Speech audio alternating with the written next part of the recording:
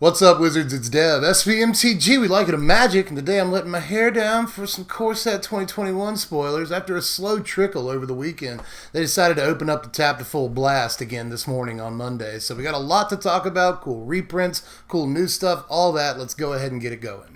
Alright, we'll start today with some lower rarity reprints I want to look at for just a second, like Radiant Fountain and Revitalize. Cool to have both of these back, especially Revitalize. This saw some play in control decks last time I was in Standard. I'm interested to see if it still does. We also saw some really interesting stuff reprinted at Uncommon today, like Fate's Fetters, Cultivate, and Lore Scale Coddle. Lore Scale Coddle I don't really expect to do much in Constructed, but it is a good reason to go into Simic colors in the limited environment, because if it's left unchecked, it just takes the game over, and if you have stuff that draws cards, it gets really huge. It'd be fun to make some standard janky decks around this, but again, I don't expect it to do too much in Standard. As far as Cultivate, it's cool to see this, man. The Commander staple returns to Standard, but is it still good enough? It doesn't affect the board on turn 3, although you might play a turn 2, right? Off of a Gilded Goose or Arboreal Grazer, it's possible. But it doesn't affect the board even then, and I have some problems with that. In some cases, I'd probably just rather go Lucky Clover into Beanstalk Giant and get my 2 lands immediately on the battlefield, but that's a 2-card combo. Cultivate does it all in 1 card, so 4 and 5 color decks that want to ramp and fix their mana probably still want Cultivate. It's just one of the best ways to do those 2 things that 4 and 5 color decks need to do the most, ramp and fix. So I like the Cultivate is back. Again, very interested to see if this actually ends up seeing some play. Now, as far as Fate's Fetters, I think, again, just like Cultivate, I'm not sure this is good enough anymore. This saw a fair amount of Standard play. Most of the times it's been available to play in Standard, but I don't think it's going to see too much this time around. This does have a pretty sweet little spread of things it can hit, and I do like that. And the 4 life is a pretty nice little bump too, but you know, you're going to play 4 Shatter the Sky and 2 Fate's Fetters? Maybe. It actually doesn't sound as far-fetched as I thought it did when I first dreamed it up in my mind. Actually, that's not a terrible curve, but there's just probably way better stuff you could be doing in the 4-drop slot right now, and Banishing Light is very likely a better card than Fate's Fetters, but if the format gets really aggro, Fetters could be a decent sideboard option. There are also a fair amount of brand new cards at the lower rarity, but a lot of these aren't super impressive. Some are, but I'm going to save them for a little bit later. First, let's look at Carrion Grub here. 4 mana for a 0/5 insect that gets +X/+0, where X is the greatest power among creature cards in your yard. When Carrion Grub enters the battlefield, you mill 4 cards from the top of your own library. So I like creatures like this usually. You know, creatures that mill yourself. 4 cards is a pretty deep mill, so you get the Gorging Vulture on turn 4 or 3. You get this on turn 4, maybe Glow Sport on turn 2. Lots of ways to fill your yard in this Standard, and lots of tricks to do with this. Obviously, Impervious Great Worm is in Standard, so this could be a 16/16 if you want to be a Jank Lord. But Titanoth Rex is probably like way easier to just dump that in the yard, draw a card for 2 mana, and now this has 11 power. I mean, that's all pretty sweet. And by the way, when you do cycle Titanoth Rex, you can give the Carrion Grub tramples. So little cool janky things you can do in Standard, but again, I'm not quite sure this is exactly where you want to be. But I'm going to go ahead and move on here to Bolt Hound. This is 3 mana, 2 and a red for a 2/2 elemental dog with haste, and whenever it attacks, other creatures you control get +1/+0 till end of turn. That's actually really neat, and it's a good top deck as well. You know, basically an Anthem effect that works with haste. You know, we've seen creatures like this in the past. We just saw like Bell of the Brawl, for instance, in a recent set. That is not a very good card, and that very often it's because you have to wait a turn for it to actually do anything. But with this, no, you just go ahead and slap it down, turn 3, attack with your other like 3 1-drops that you played earlier on that game. And it's not a bad card, but hey, if you play it on turn 6 because you top decked it and you got a field full of little dudes, it's awesome then too. So I kind of like this. I'm not sure that it's actually Standard playable. I think it might be a little bit too expensive, but you know, in your all-out aggro decks that play a ton of creatures, I think this might have just a smidgen, the slight whisper of a chance. Also, yes, I know the joke is just call him Bolt, like the movie about the dog. But anyway, let's move on. to Siege Striker right here. This is 3 mana, 2 and a white for a 1/1 human soldier with double strike. And whenever Siege Striker attacks, you may tap any number of untapped creatures you control. Striker gains +1/+1 for each creature tapped this way until end of turn. So this is like, feels like a take on Exalted, but you still have to tap. You gotta tap your dudes. That kind of sucks. But at least the guy is double strike. Again, this looks really good in Limited to me, but I don't know how good it actually is in Standard. Although it might be interesting in like the Aura's deck, but that's just because it's a creature with double strike. That's the only reason for that analysis. I'm really not sure that 3 mana isn't far priced out of the Standard environment. But again, in Limited, if you got a deck full of little dudes, this guy can swing in as like a 6/6 double strike, and then you die on the crackback. That's very likely what's going to happen. We also saw Basri's Acolyte and Basri's Solidarity today in preparation for seeing the Basri Planeswalker. We'll get to it a little bit later, but first let's look at the Acolyte and the Solidarity. Solidarity is 2 mana for a sorcery. Put a +1/+1 counter on each creature you control. I want to like this, but sorcery speed absolutely murders it for me. I'm not a big fan. Basri's Acolyte, 4 mana, 2 and 2 white for a 2/3 cat cleric with lifelink. Cool stuff. And whenever it enters the battlefield, when it enters the battlefield, you put a +1/+1 counter on each of up to 2 other target creatures you control. This is actually really interesting value, because for 4 mana, you're getting 4 power and 2 of it lifelinks, and that's really not terrible, especially if you have repeatable blink effects like Thassa or really a bunch of other things you could be doing in this format. You know, +1/+1 counters are actually not terrible. I know I made them sound terrible when I just graded a 2 mana thing that gives all of your guys +1/+1 counters is bad. Right? Like, look, the other card on screen right here, Solidarity, I don't necessarily love, but with this, again, you get a body out of the deal, you get a life-linking body out of the deal. It seems pretty decent against aggro. If you can blink it, it's awesome. There's just a lot of abusability on this card, but just like I said a couple of cards ago, I'm not sure 4 mana isn't like way too steep for this kind of effect in the Standard environment. There's just way more broken stuff you could be doing for 4. There's also Pestilent Haze today. It's kind of a Cry of the Carnarium. They print this card in black in like every other set, basically. It's 3 mana, 1 and 2 black for a sorcery. Choose one. All creatures get -2/-2 till end of turn, or remove 2 loyalty counters from each planeswalker. So this is a little bit better against control than most Cry of the Carnarium or Infest variants, right? So I kind of like that about it. But I still don't think that it's better than Cry until Cry rotates. So for the next 4 or 4.5 months, something like that, I'd say that this card probably won't see any play. But if we see like a lot of Planeswalker heavy decks in the next couple of months, then maybe, possibly. Could be, but I highly doubt it. I do like the card, though. I like the design of it, and I think it's one of the better Infest variants that we've seen, but, exiling creatures is so important right now that I think Cry of the Carnarium is just a much, much better piece. Although I guess Cry of the Carnarium can't kill Teferis, so there's also that to talk about. But we also saw the Chandra suite of cards today. I guess I'll go ahead and talk about those leading up to the new Chandra Planeswalker. First of all, Chandra's Pyreling, Chandra's Magmut, that's a terrible name, and Chandra's Incinerator all got spoiled today. Now, Pyreling is 2 mana, 1 and a red for a 1/3 elemental lizard, and whenever a source you control deals non-combat damage to an opponent, Chandra's Pyreling gets +1/+0 and gains double strike until end of turn. Well, this probably isn't as good as Chandra's Spitfire, to be honest, and Spitfire isn't even very good, so I'm going to go ahead and move on. I guess Magmut. Chandra's Magmut is actually the name of a card. It's 2 mana, 1 and a red for a 2/2 elemental dog. And if you tap it, it deals a damage to target player or planeswalker. Now we're talking, son. I was saying I wanted Prodigal Sorcerer. I wanted Tim back in this format. Well, we got a red one now that costs 2 instead of 3, but it can't hit creatures. And that kind of sucks. I would really love if this could hit creatures, but it might be a little dangerous, right? But tapping to hit players isn't bad, especially when we still have like Spectacle in the format.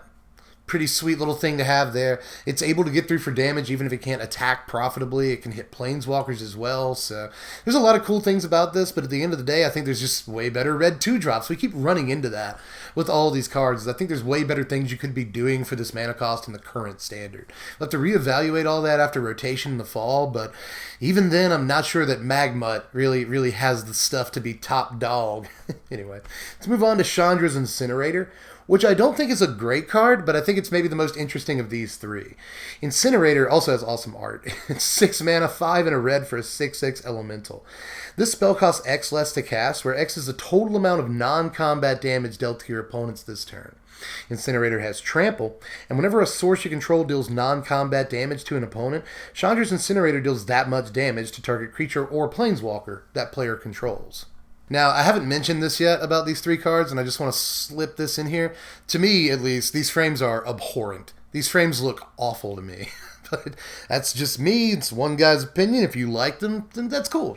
That's fine. I'm not saying you're bad or that you have like bad taste. I just personally don't care for these frames. But that's all I want to say about that. But this card, I think people are really looking at like best case scenario for this card. Oh, shock, skewer the critics, this on turn 3.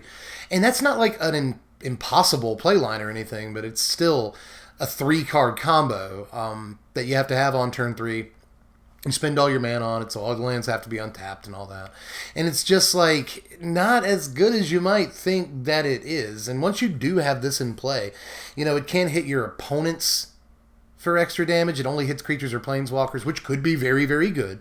Don't get me wrong, but it still requires you to feed it more cards somehow, burn spells. Or maybe you're using like Cavalcade of Calamity. There's a bunch of ways to deal non-combat damage. But again, you still have to feed it other cards or other parts of your board state for it to really be a decent card. Best thing about this is that it can be an undercosted 6/6, but even then I'm still not quite sure that it really has the chops to do the things it needs to do in standard, because you're not always going to get, shock, skewer, this. It's just not always going to happen. When it does, it'll be really, really cool, but then it's just going to get like Heartless Act. I know that's the dice to removal argument, but you still have to worry about that. You still have to worry about, even if you do get the amazing play shock, skewer this, your opponent untaps and then shatters the sky. That's extremely likely to happen, so I'm not trying to use the dice to removal argument here. I'm just trying to kind of keep it in check why we don't often play creatures in standard that either don't do anything the turn they come into play or they don't generate any value until the next turn, right?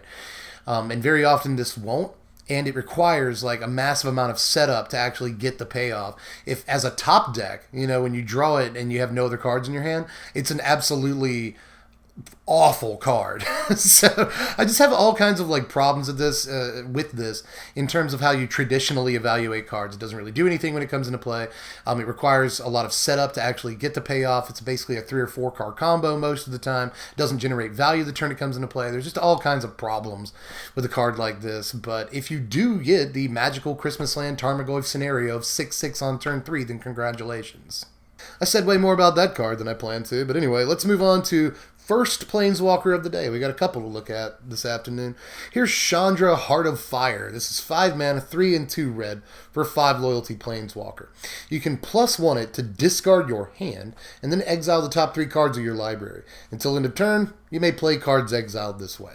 For +1, again, Chandra does not have a minus ability that isn't an ultimate. +1, Chandra, Heart of Fire deals 2 damage to any target. For -9, the ult, search your graveyard and library for any number of red instant and or sorcery cards, exile them, then shuffle your library. You may cast them this turn, add 6 red mana. Alright, so here I am again, and I've been saying most of the cards in this video aren't good, but now I'm going to do a little turnaround here and play some Devil's Advocate, because no one thinks this card is good. I haven't seen a single person really advocate for this card yet. And I think that it might be okay. I think 5 mana is a lot. Yeah, 5 mana is so much, but you effectively get a 6 loyalty Planeswalker the turn it comes into play, because it starts at 5, you'll almost always shock something, right? Which isn't always going to kill a thing, but it might. It might kill a Teferi on low loyalty. It might kill a small creature. Well, I mean, it's possible. Most people have been saying this does nothing to turn at ETBs, but you'd be surprised how much damage 2 can be some of the time. So I guess there's that. Shock is never terrible. You can at least point it at your opponent's face. But it's really the other +1 that I think might be the broken part of this card.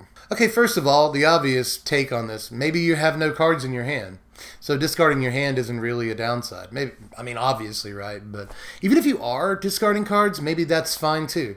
Maybe you're discarding stuff to reanimate or escape or to play later with Underworld Breach, or whatever. There's 100 things you could do by dumping cards into your yard in this format specifically. So discarding your hand is not necessarily a downside. Maybe you're putting more lands in there for Cavalier Flame when it dies. There's a lot of reasons why you might want cards in your yard. So discarding your hand doesn't necessarily have to be a downside in and of itself.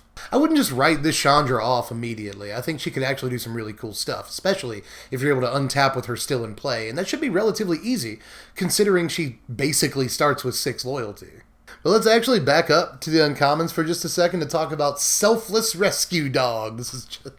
That's a great name. It's just 1 white mana for a dog, and it's a 1/1, and you can sack it to have another target creature you control gain indestructible until end of turn.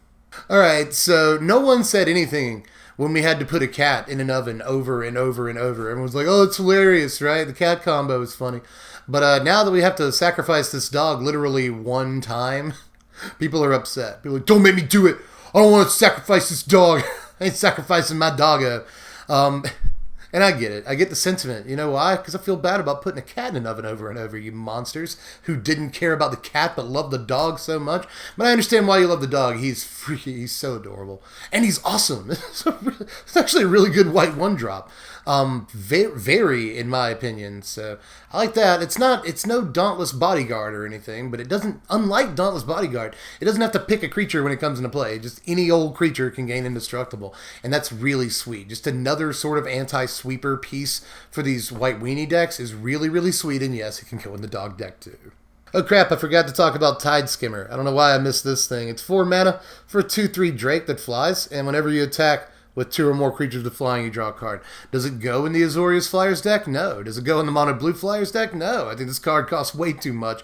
Even if it does give you some value, the turn it enters the battlefield some of the time, I don't think it's good enough value on a good enough body to see play in either of those decks and be like the piece those decks need.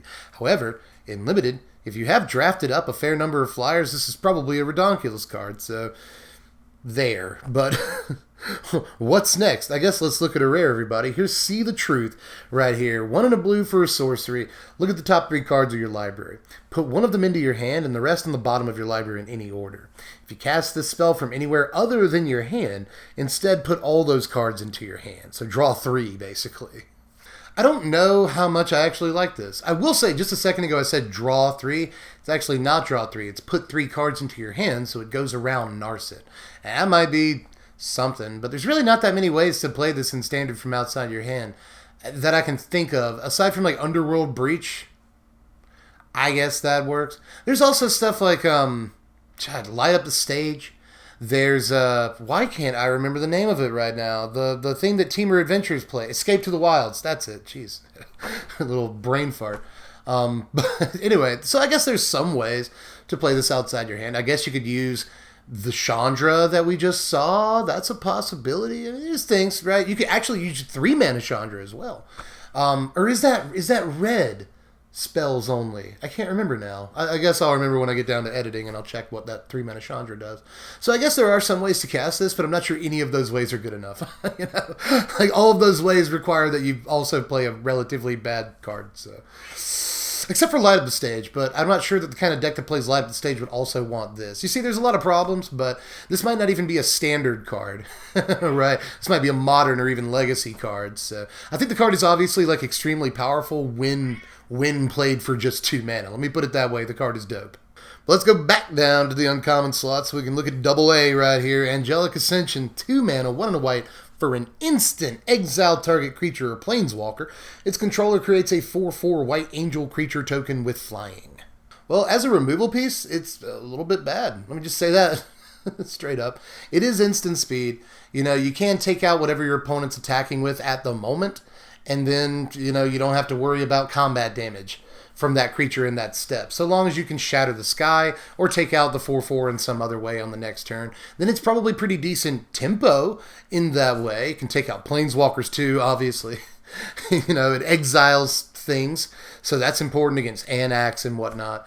So there's a lot of cool things about this card as a removal piece, and white probably ends up using it, you know, in control decks and whatnot. But at the same time, it's really versatile in that you can use it on your own creatures too. You know, convert your 1-drop or a token into a 4/4 flyer on turn 2. That's sweet. Or if your opponent targets one of your guys with removal, boom, just target your dude with this in response, and suddenly you get a 4/4. So there's a lot of awesome things about this card, and again, it can be used in a variety of ways. It's really versatile, and there's a lot of decks that really don't want to deal with a Teferi or a Liliana or another huge Planeswalker on the other side of the table, but they really don't mind dealing with a 4/4 flyer at all. So I can see this in a variety of situations, whether you're playing it as a removal spell that also can convert your own creatures into bigger creatures in like an aggro deck or something, or in a more baseline control deck that's able to just get rid of the 4/4 and use this on more important planeswalkers and stuff. So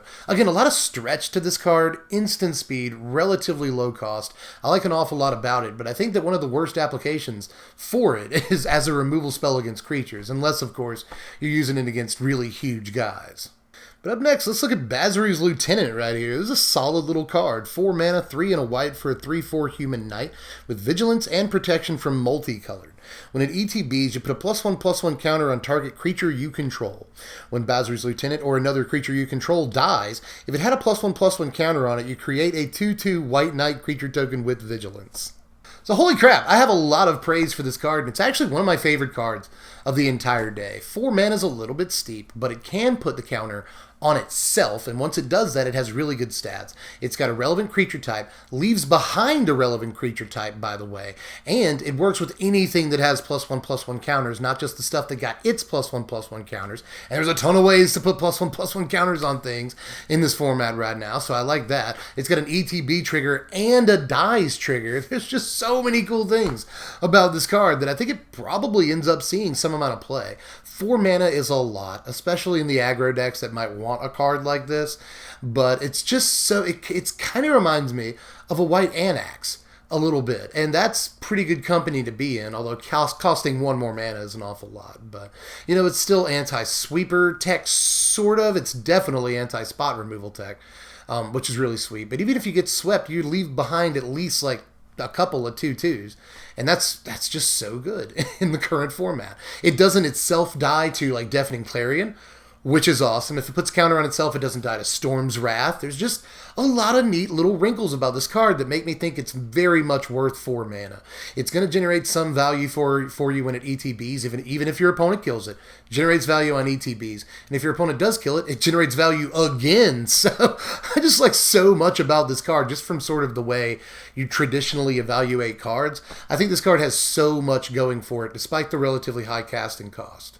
Speaking of shockingly decent, let's go all the way back down to the common rarity to talk about what is almost certainly my actual favorite card of the day, and that's Village Rites, y'all. This is just a black mana for an instant. As an additional cost to cast this spell, sack a creature, draw 2 cards. Simple, beautiful, elegant, deadly. This thing is amazing. Just 1 single black mana to draw 2 cards in a deck where sacking a creature is a definite upside. I mean, red-black sack, Jund sacrifice, even the Orzhov Aristocrats decks, all of them want to play this card, guaranteed. 2 cards, are you kidding? Especially in like the red-black decks that play Claim the Firstborn. This card is unbelievable. For 2 mana, you grab their guy, sack it, and draw 2 cards. That's an instant scoop right there. Claim the Firstborn is like already an auto scoop in a lot of situations. It really is. Just imagine that instead of getting like a food token out of it, instead they get 2 cards. How do you come back from that? It's instant speed. You can just use it in response to like your dude getting targeted by a removal spell. Your opponent goes to like kill your Murderous Rider, or not your Murderous Rider, your Mayhem Devil or something, and you can just pay a single black mana to say, oh, instead of your removal spell, I get to draw 2 cards. So that's... You actually go up on cards because your opponent used removal. You're really, well, you are going up on cards because you lost 2 cards, your creature and this, but your opponent lost a card too. So you're technically up on cards. But anyway, this... a black mana to draw 2. Plus, like, sacking the creature is part of the card's cost, so they can't, like, do anything crazy, like target the creature with removal in response to you, targeting it with this spell to sack. They can't, none of that. They can't do any of that. It's, like, really hard to interact with the spell, too. The best thing they can do is counter it, but even then, you still got all the sacrifice triggers and whatever. Just a single black mana for 2 cards. A single black mana at instant speed. speed for 2 cards at the insanely low cost of sacking a creature. I am all in on this. You can't tell I don't even really have like jokes or like thoughtful analysis. I just really like this card, y'all. This might actually legit be like one of my favorite cards spoiled so far in this set. As a matter of fact, I like Village Rites exactly as much as I hated The Village by M. Night Shyamalan, which remains the only movie I've ever gotten my money back for having seen in the theater. Seriously. Me and my friend went out to the ticket booth immediately after seeing The Village, and we're like, hey, that movie was really, really awful, like the worst movie we've ever seen, and can we have our money back for our tickets? And she just gave us our money back. She did no questions asked. She was like, oh, sure. I didn't even know that was a thing you could do. We were doing it as a joke, but we actually got our money back for having seen The Village, and it remains the only movie to this day that I've ever asked for my money back after having seen. It's a terrible movie, but Village Rites makes up for all of that. But let's go back to hype reprint time where we got Massacre Worm and Solemn Simulacrum. Holy crap. So we were all right about Massacre Worm. I wasn't the only one that predicted this. Everyone thought it would be Massacre Worm. And we were correct. So what other card could it possibly be? It could have been like 3 other cards. But come on, man. It should be Massacre Worm. They haven't reprinted this ever. And it needs a reprint really bad. And here it is. And I cannot wait to reanimate this in Standard. Probably. You could just play it in Standard. But I actually think I like Liliana more as a 6-drop for most purposes, but still, against small aggro decks, if you're ramping, for instance, like Soul Tie or something, if you're ramping, this might be a really sweet either sideboard piece or even just main deck 1 or 2 of. Everyone likes Massacre Worm. This is mostly a reprint for the Commander crowd, but I just want to try and make it work in Standard. Is that so wrong? But as far as Solemn Simulacrum goes, this is, we could talk a little bit more about Standard with this one. Because is Solemn Simulacrum good 15 years later? Like in 2005, this was a really heavily played Standard card. And it's got all the things I like, right? Like with that 4-drop white creature we were just talking about, I was hype that it was a 4-drop that both has an ETB trigger and a dies trigger. That's exactly, that I've just described Solemn Simulacrum as well. So, this probably still is playable. At the very least, you'll get some value out of it both ways most of the time, unless your opponent exiles it or something. So there's that. You can also sack it yourself to draw a card. There's that too. But mostly the cool thing about this is the, go get a basic land when it ETBs. And a lot of people have been talking about an all colorless package where you can Solemn Simulacrum on turn 3 or 4, depending on if you had ramp. Go get a land. And then on turn 5, you can Golos, go get a land. Next turn, you can 6 mana Ugin, and eventually you 8 mana Ugin. And this entire package is obviously colorless. So I've seen some rumblings about that today, and I've also seen some rumblings about Simulacrum in a 4 or 5 color sort of control-ish mid-rangey deck. And Solemn Simulacrum could herald the return of mid-range, because this is sort of the mid-range card. It always has been, this is the exact kind of stuff mid-range likes to do. And now that we've gotten rid of, Fires of Invention, Agent of Treachery, maybe we can return to fair mid-range Magic once again, but I have doubts about that, and I have doubts that Solemn Simulacrum is a playable Magic card with all the, power creep on, at least in terms of creatures, the power creep that we've seen over the last 15 years. I mean, there's just better things you could be doing at 4 mana than Simulacrum nowadays. So I really, really want this to be a great, amazing, standard playable all-star staple card, but I do have doubts about it. That 15 years after the fact, this is still the kind of card that could actually see play in Standard. That said, I will always love ETB triggers stapled to dice triggers, and that's what Simulacrum is. You get a body in the meantime that can block, and this has always been a really sweet card to gum up the works and get some things going for you, whether you need to draw cards or you need to fix your mana. This does all of it. So Simulacrum's always been a solid card, and I imagine it will continue to be that in Standard, but I'm holding my breath. I want it to be good, but we'll wait and see if it actually still is. Alright, before we hit the last card of the day, here are those lands. I promised you lands like 2 days ago, and I forgot to edit them in. And then I said in the comments that I would definitely do it tomorrow, but then I forgot in that video too. So here's what the basics look like, everybody. We got an island and a plains to look at now. So yeah, I was just waiting for the plains to drop to show them to you. It's just 3 days of massive suspense for you to see these basic lands. But anyway, final card of the day so far. We finally got Basri Ket officially spoiled. This got leaked a few days ago, but I don't really touch leaks. I don't like that mess. So I figured I'd wait until it actually got spoiled, but luckily they wasted no time doing it. Basri is 3 mana, pretty always decent, right? 1 and 2 white for a 3 loyalty planeswalker. You can +1 it to put a +1/+1 counter on up to 1 target creature. That creature gains indestructible until end of turn. You can -2 Basri, and whenever 1 or more non-token creatures attack this turn, create that many 1/1 white soldier creature tokens that are tapped and attacking. You can also -6 Basri to get an emblem with, at the beginning of combat on your turn, create a 1/1 white soldier creature token, then put a +1/+1 counter on each creature you control. So I know a lot of people hate when I do this, but I'm going to start by talking about the ultimate because I don't think it's very good. Unless you were able to use his -2 to generate a buttload of creatures. And so his ultimate event just basically puts 12 power on the board. I really don't like this ultimate. Even though it looks relatively easy to get to, it's not, because this guy starts at 3 loyalty, ticks up to 4 the turn he comes into play. So it still takes the requisite 3 turns to actually get the ultimate on this. But in any case, I'm not super impressed by the +1 on this. If it was until your next turn it gains indestructible, I might be a little bit more into that. But giving the creature a +1/+1 counter is probably better than most of the stuff that Gideon Blackblade will do. Because usually you give a creature indestructible or something with Gideon the turn it enters the battlefield.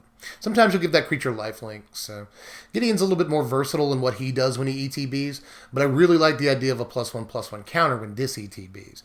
More than that, though, I am most interested in the -2 on this. I think this could do some real work, In White Weenie, which I've been playing fairly extensively the last week or so here, and a lot more than that in the previous couple of formats. I really like White Weenie as a deck.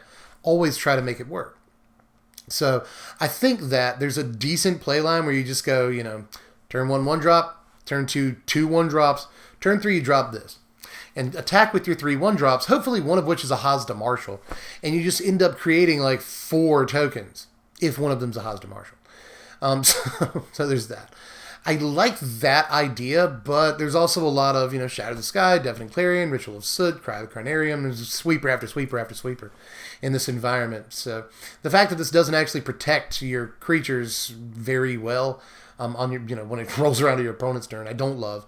It doesn't protect itself at all, because the creatures it creates are tapped and attacking, so that's kind of a problem. If you're paying 3 mana to create 3 1/1s on turn 3, I actually don't think that's great at sorcery speed, if that's all this card does. And you don't even get to choose when you create them or whether or not they attack, they're tapped and attacking when your creatures attack. I don't love that. I probably got problems with that issue. There's really not a whole lot of super desirable 3-drops in Standard right now for the White Weenie deck. I wish there were, but they're kind of not. The best 3-drop in Standard for White Weenie is actually Heraldic Banner. And it's not even close. Not even sort of close. So I could see this going in to White Weenie, although I've just been playing for Heraldic Banner, and that's literally top of my curve. So the curve actually extends if I were to add this card to the version of White Weenie I've been playing. So keep that in mind. Playing more 3-drops means you have fewer 1-drops, which is not usually what White Weenie wants to do. But when it results in this kind of repeatable value, I think it's probably good enough. So I want to try it in Weenie as a 2 or 3 of, but even in the deck that it looks most suited for, I'm not sure that it is good enough, to be honest. So I'm pretty sure we actually made it, y'all. That's every spoiler from today so far, at the very least. They drop any more, I'll get at them first thing in the morning tomorrow. But that's all we got for today. And honestly, you may have noticed that my tone was slightly different today than the last couple of days of spoilers overall. I do like a lot of the cards today. There are a few cards I did gush over, but for the most part, I feel like it lost a little bit of steam today. And some of the cards that should be exciting, I'm kind of tempered about, like Basri and the new, Chandra Planeswalker. I'm not, and even Solemn Simulacrum, a card that I was pretty sure I myself would mark out and fangirl over. I just have reservations about, so really get down there. Let me know how you felt about it in the comments section. Am I, way off or right on base with some of these assessments? Is Solemn Simulacrum a better creature than I think it is? right? I mean, Solemn Simulacrum is a great creature, but is it standard playable in 2020? A lot of questions today. Just let me know how you felt and do all the YouTube stuff. Like the video, subscribe to the channel, and hit the bell for the notifications. Check out the Patreon, link in the description. $1 a month will let you vote on what decks you want to see first during Core Set 2021 season, and a bunch of other stuff. So do that. $1 a month is not much, and it helps me out like tremendous. It allows me to keep doing this. So, and this is literally all I want to do. So please allow me to. But in any case, that's pretty much all I got for this one. As usual, if you want to pre-order any of this stuff, singles or sealed product, I'll leave a link in the description down there to TCG Player so you can do that. And if you do exercise your right to click the link and order things, you help you do that. So do all that stuff, and I suppose I'll catch you cats later. I'm Dev from The Place. Thanks for watching, my wizards. Spread love and be kind.